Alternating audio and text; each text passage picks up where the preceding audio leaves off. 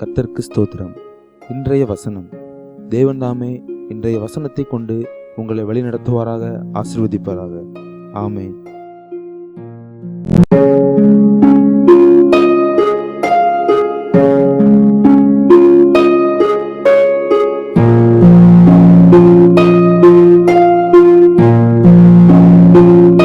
எகிப்து தேசத்திலிருந்து புறப்பட்ட நாளில் நடந்தது போலவே உன்னை அதிசயங்களை காண பண்ணுவேன். மீகா 7:15.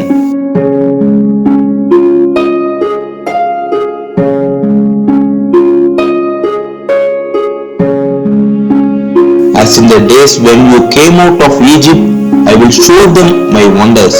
Micah 7:15.